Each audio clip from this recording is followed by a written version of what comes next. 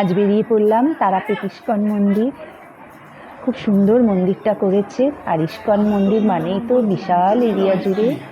পুরো মন্দির আজকে ঘুরে তোমাদের সবাইকে দেখাবো।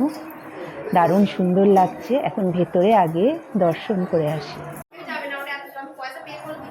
এখানে সমস্ত কৃষ্ণের সমস্ত লীলা এখানে মানে এত সুন্দরভাবে তৈরি করেছে, তুলে ধরেছে। সুন্দর চারদিকটা। ইনি ইস্কন প্রতিষ্ঠাতা।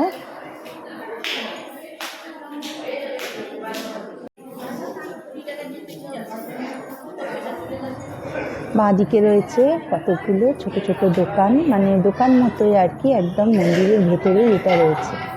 আমি কয়েকটা মালা কিনলাম। এর ভেতরে মোবাইল নেওয়া বন্ধ, তাও আমি একটুখানি ভিডিও তুললাম।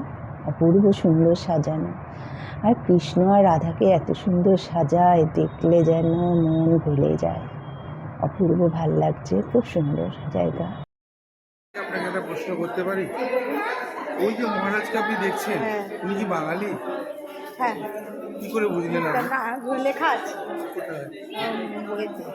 বইতে? সব গোবর সার। সব গাছই এরা গোবর সার এই করে, আর কি কোনো হ্যাঁ। সার দেয় না। না, অনেক কিছু দেবে, ওদের তো না, সব না, এখানেই তৈরি করে। এরা সব অর্গানিক। অর্গানিক তো এরা কি অর্গানিক কি মানে ফুল টুল পাতা পাচা সমস্ত দিয়েই সার।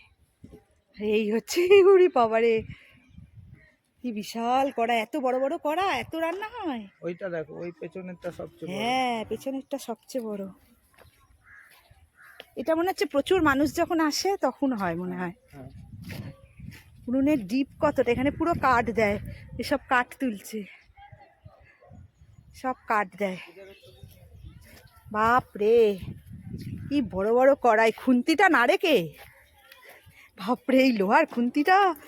রে বাপরে, রে বাবা, কি ভারী! সত্যি সত্যি হয়। ওরে বাবারে, কি ভারী! এর মধ্যে খাবার দিয়ে। আর এইটা হচ্ছে সবচেয়ে বড়। এটা এইটা ডাল টাল রান্না হয়, ডাবু। এইটা বাবা, কত ছাই! এখনো ছাই পড়ে আছে, রান্না হয়েছে কদিন আগে মনে হয়। এই হচ্ছে ডাবু। সব কল, খাওয়ার জন্য কত কল। দেখি। আর এখানে সমস্ত খাওয়া দাওয়ার হল ঘরটা, প্রসাদ কক্ষ যেটা। দেখো বন্ধুরা, এখানে যেটা বন্ধ করা রয়েছে কত বড়। আমরা সকালের দিকে গেছি, তাই ভোগ প্রসাদ আমরা খাইনি, আমরা চলে এসেছি। কি বিশাল! আর এই সমস্ত রেলিং দেওয়া রয়েছে। এত ভিড় হয় যে এইভাবে গিয়ে প্রসাদ কক্ষে ঢুকতে হয়। আর এই এত কাঠ, মানে রান্নার জন্য। চারপাশে ফুল দিয়ে সাজানো, দারুণ সুন্দর, বিশাল এরিয়া জুড়ে। ভালো লাগলো।